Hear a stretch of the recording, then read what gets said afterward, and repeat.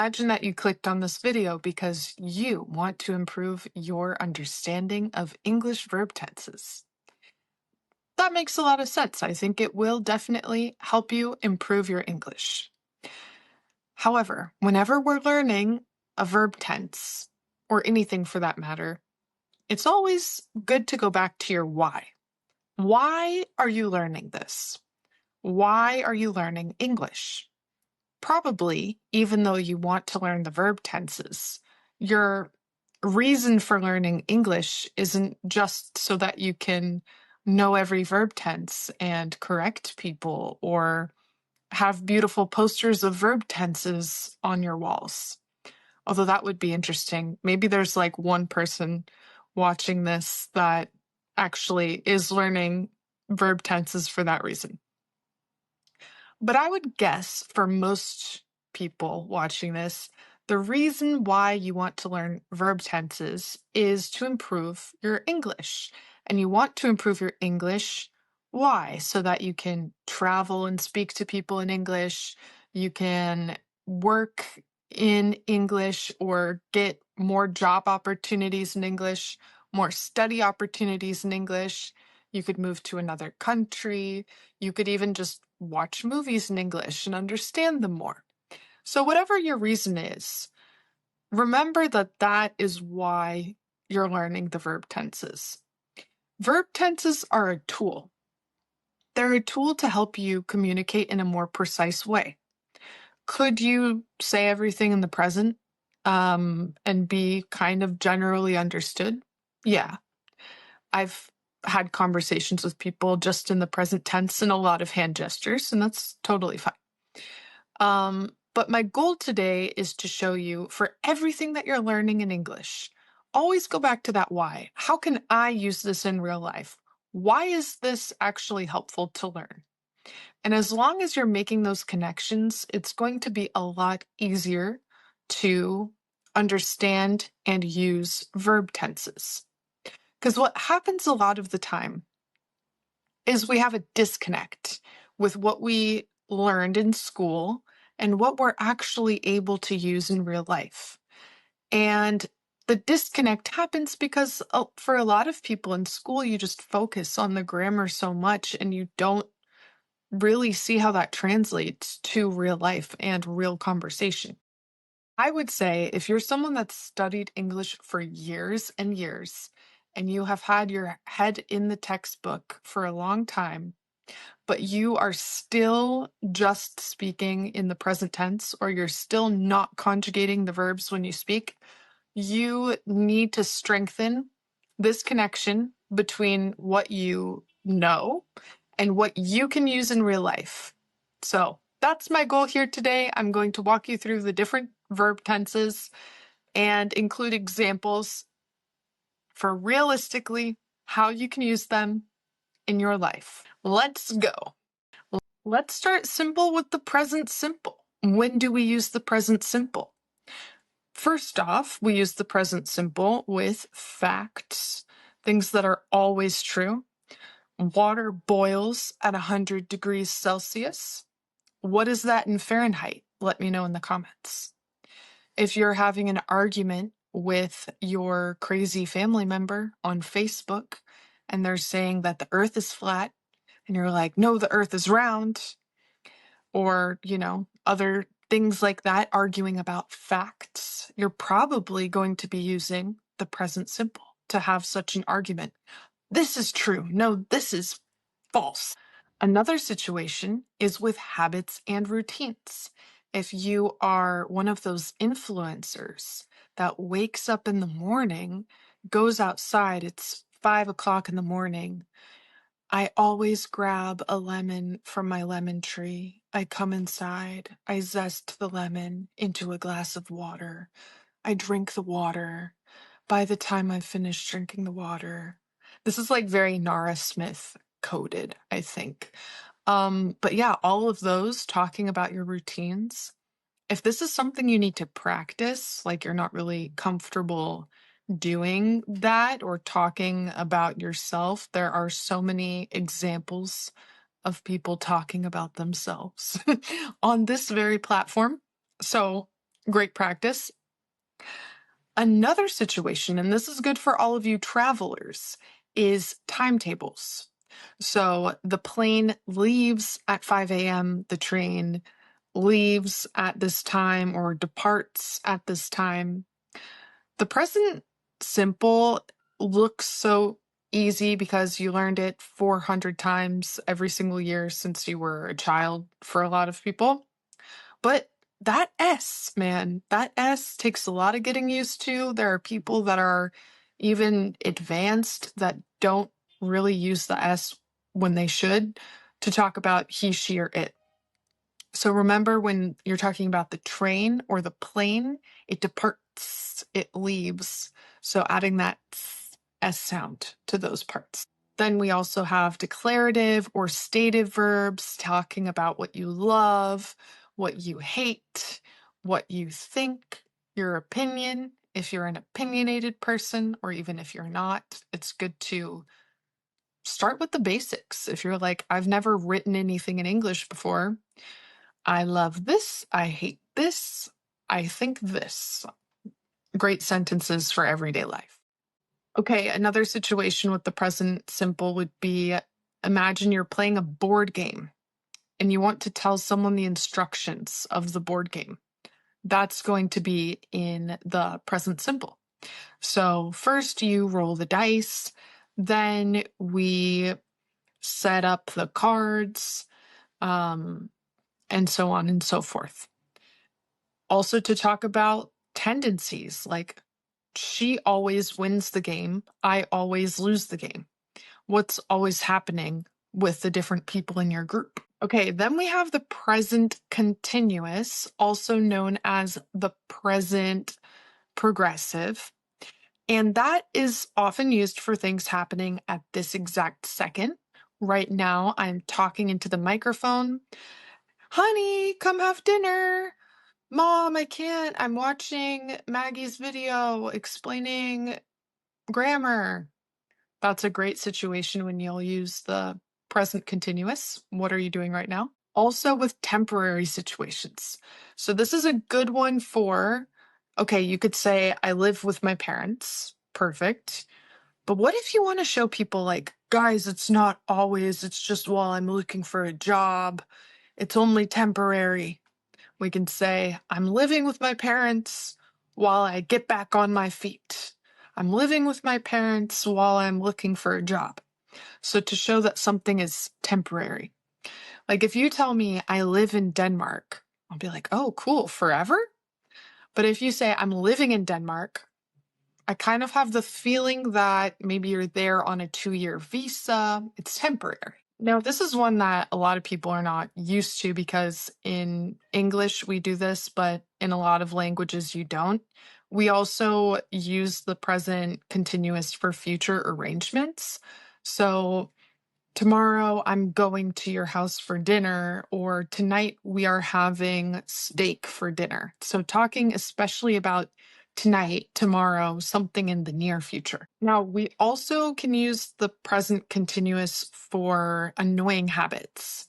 You are always losing your keys. So with the present simple, you could complain about your coworkers, like she always sends the emails late. But yeah, if you want to emphasize even more how annoying it is, you could say she is always sending the emails late. Like it happens continuously again and again. It's always happening. So think of situations. You could think, if I'm like, why are you whispering? I'm just not trying to get caught by my boss. He's walking by my desk.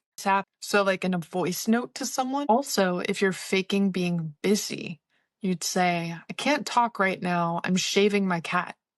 That's what my dad used to always say growing up. He's like, gotta go shave my cat. I can't talk right now. I'm shaving my cat. Clearly, that is a lie. Maybe not for everyone, but for most of us, that would be an excuse, right? Okay, then we have the present perfect, which I've had students tell me, why is it the present perfect? It's not very perfect, is it? Because it can be kind of confusing because it has different uses that are like not super related to each other. So let's go through the present perfect. You probably still won't think it's perfect, but hopefully You'll see when you can use it in your real life. Life experiences. Time is irrelevant, just like, have you done this before? For instance, if we're playing the notorious game, Never Have I Ever, or Put a Finger Down, it's like, never have I ever run. I can't think of one that's like appropriate, because usually people say things like, never have I ever skinny dipped, which is like to swim naked. Yeah, anyways, if you think of your own example of never have I ever been fired from a job. Yeah, so you could say, I have never been fired from a job. And then the other people in the group are like, really? I've been fired. Another situation is with an unfinished time. So if it's only the middle of the day, I could say, I have had 6 cups of coffee today, but the day isn't over. So maybe I'll have another 2 before the day's over. Versus if it's the end of the day, then I'll use the past tense, which I'll get to in a minute. But yeah, if it's like so far today, what's happened? This so far until this time. So far today, I have seen 10 police officers. The day is not finished, it's continuing. It's also useful if the year is in progress, right? We're only in, what is it, March, April? Then you could say, so far this year, I have had a good year, or I have had a good year so far. And the same goes for changes over time. So like, oh, your English has improved. Especially we could use it with since or for, like, oh, your English has improved so much since last year. For those of you that are learning English because you are living in an English speaking country, you could think about it this way. Yeah, I have lived here for 3 years. My English has improved. It has been an easy experience. It has been a difficult experience, especially using these stative verbs. It has been like this, or I have done this. You'll use the present perfect to talk about your experiences. Okay, you could use this one to humble brag. To humble brag means you're trying to look good in a certain way, but you're also trying to look humble at the same time. So, like, I have been to 40 different countries, hee hee, but I didn't even know the languages. Yeah, so that's the situation. If you're wanting to brag about yourself, you could say what you have done in your life to sound more impressive, which I guess in a practical way would be useful at a job interview. I have led several projects and I have been promoted and I have been to international conferences and so on and so forth. This is one that British people also use in an additional way, which is to talk about something that happened in the past, like just now, that has an implication on the present. So, like, oh, I have lost my keys. I have just lost my keys, or I have just left my house. Something that really recently happened that affects the present situation. So, that'll be more common in British English. And you can think, I've just done XYZ.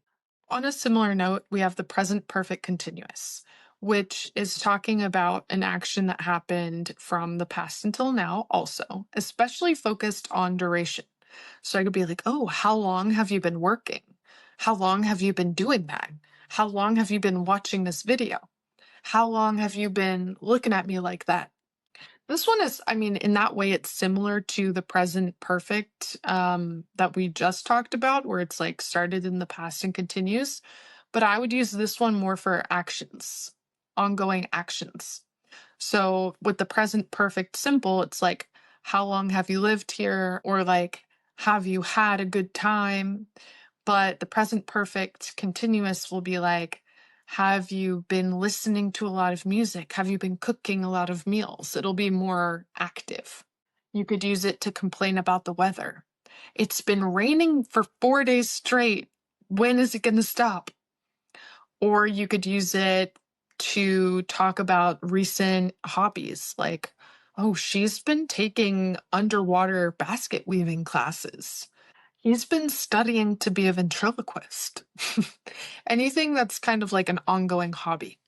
So remember, conversation with someone, what have you been up to? I've been doing this. I've been doing this. I've been reading. I've been watching. I've been studying. I've been listening. This is a great one for catching up with people. Okay, then we have the simple past. This one is for a finished past action. It could be something that happened just once. I ate a cookie yesterday. Or it could be with consecutive actions, like yesterday, I left work, I went to the store, I bought a cookie, I came home, and I ate the cookie. So it could be like in a sequenced story like that. Think about this is, one that's so useful for telling stories. In life, we tell stories a lot more than you would think. So I'm like, oh, hey, how was your weekend? It was good. I drank a lot. I woke up the next day. I was passed out on the floor. I had some water. I ran to the bus stop. I got on the bus and I went to work, right?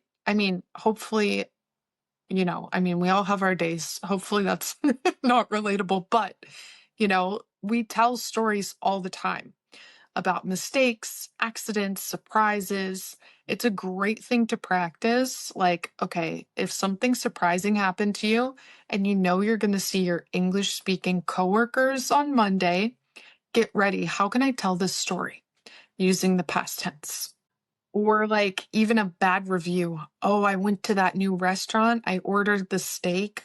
It came out and it was raw in the middle. So I complained to the management, right? So anytime you're telling a story, we can use the simple past. Talking about your weekend is probably the most common one if you're a person that has this sort of small talk that we all have in not just English speaking countries, but I think every country. Okay.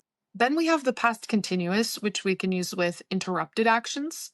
I was showering when the phone rang, or specific past moments. What were you doing at 8 p.m. last night? The police might ask you this, like if you need to give an alibi.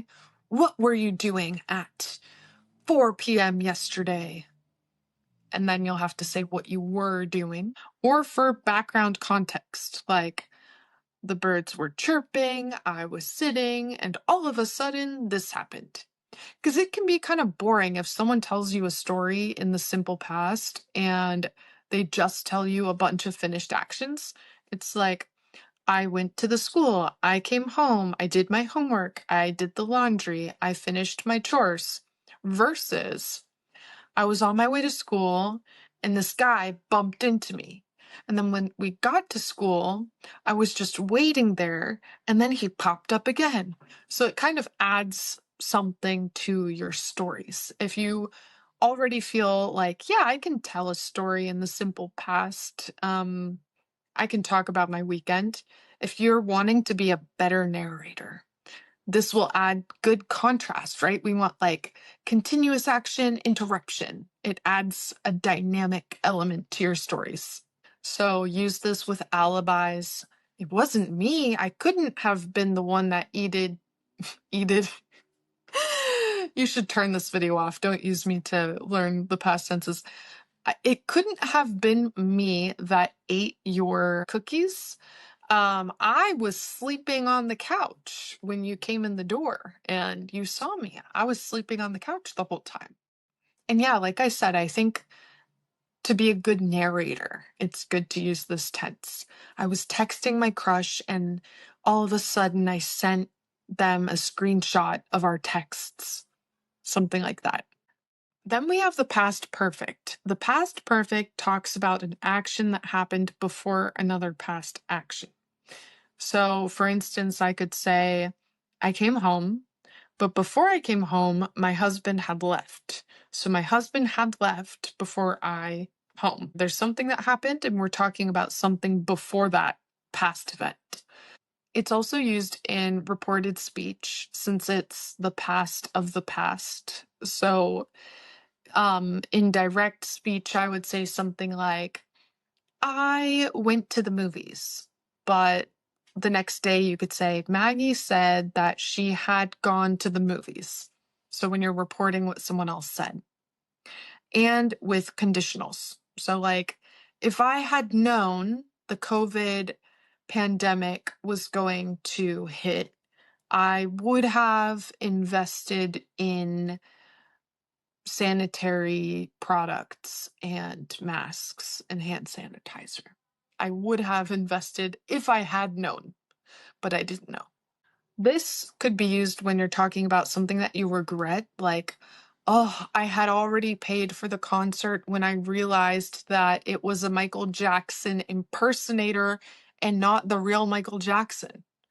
And you're like, Maggie, Michael Jackson had already died before you purchased the ticket. And I'm like, I know, but if they had been more explicit about that, I wouldn't have gotten confused. Or you could use it with spoilers. So, like, by the time I sat down to watch the full movie, my brother had already spoiled the ending for me. You could use this a lot with the word already. This had already happened before this other thing happened.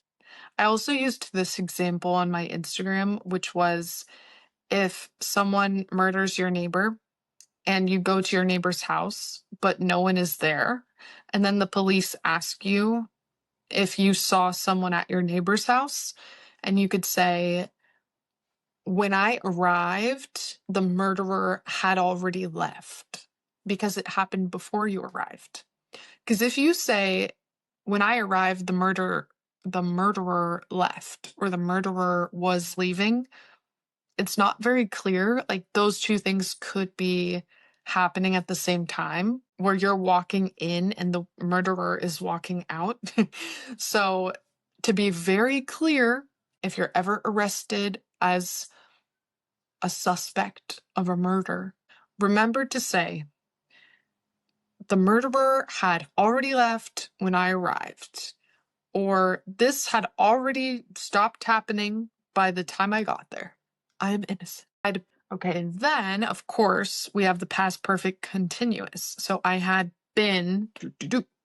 It could be the cause of a past result, like he was tired because he had been working out. Up until that moment, he had been working out. Or it could be the duration of a past event, like how long a state lasted before it ended. Think of this one also with an investigation, but you're just adding something that happened for a continuous period of time that was maybe interrupted. Like the kitchen was a mess because the dog had been digging through the trash. You could say the kitchen was a mess because the dog had dug through the trash, but that could mean that the dog dug in the trash, stopped digging, then the kitchen was a mess. So if you want it to sound like a continuous thing that was interrupted, it would be better to say the kitchen was a mess because the dog had been digging through the trash. So, yeah, any time you're narrating a story, an investigation, what had been happening and why did that cause this other situation to happen? Or in a personal anecdote, you could talk about your burnout and say, I had been studying for 3 hours before I decided I deserved a nap. So I had been doing this before I decided this. Especially if you want to signal some sort of important pivot, an important turning point, a change. I had been doing this when this dawned on me. Okay, then we have the future simple. The future simple, we're using will and won't. Very common to use when you're volunteering for something. I'll help you with that. I'll do it. Will you help me? I won't do that. It's like a refusal. Offer or a refusal. So I'll help you or I will not help you with that. If you're a very helpful person, you probably need to use the future simple. I'll help you. Same thing with predictions. We use the future simple. to say it will rain, for instance. I think it will rain. I hope it will rain. You could talk about what you want to happen in the future or what you think will happen in the future. You can say what you think the lottery numbers are going to be for tomorrow. You can comment those under the video. You could tell me what you think will happen in my future according to the stars, for example, or tarot cards. Also with promises, like I'll be there for you. I think that's the Friends theme song. I'll be there for you. I'll be there for you. You'll have to let me know if I'm misremembering that. Also with threats, sometimes something feels like a nice promise. It's like, oh, I will be there for you. But then, I mean, if it's not, like if the other person doesn't want it, maybe it sounds like a threat. I'll be there when you wake up in the morning. It's like, that's one of those things where it depends on who says it to you. It's like, I'll be there when you wake up in the morning. It could be a good thing, a promise, or it could be a threat. So when could you use this? You could use it with promises, like I said. If you're not a very honest person, you could even use it with empty promises. I will pay you back the $5 I owe you next week. I swear, man. I'll pay you next time. I'll buy our round of drinks next time. Yeah, totally. Or if you're having a hero moment, there's a spider in the bathtub? Don't worry, I'll kill it. I'll get rid of it for you. Then we have the future continuous. Notice how all of these have like a simple and a continuous. Future continuous, actions in progress in the future. For example, this time tomorrow, I'll be flying. This time next year, I'll be on my way to the moon. If you think of the girl in your class who people were kind of mean to, but she was also kind of pretentious, and she would kind of act like a know-it-all to people, and then people would be offended by that and make fun of her, and then she'd be like, whatever, guys. This time next year, I will be studying in Harvard, and you'll all be working for me. I don't know. That would be a situation when you would use the future continuous. Also, polite inquiries. Will you be staying with us for long? Will you be working at the desk next to mine for long? Maybe you're internally like, please, God, no. Will you be helping me for long? Will you be standing there for long? You could use this when you're trying to avoid a social situation. Don't call me at 8 p.m. tomorrow. I'll be watching the football game. Or maybe if you're trying to be dramatic to friends, like in an hour, I'll be sitting in a meeting that definitely should have been an email. If you're like dreading something, not looking forward to something happening in the future, or really looking forward to something. So it goes both ways. Then we have the future perfect and the future perfect continuous. The future perfect, we're talking about completing a deadline. Very often, we're talking about completing a deadline. Often we use this with the preposition by. So by 5 p.m., I will have finished. It's helpful for predicting something in the future that you're saying is going to be completed. So for example, by the time I'm 30, I will have learned properly how to fold a fitted sheet. Or by the time I'm 40, I will have gotten married and divorced twice. Or if you're binge watching this weekend, by the end of the weekend, I will have watched all, I don't know how many seasons there are of Grey's Anatomy.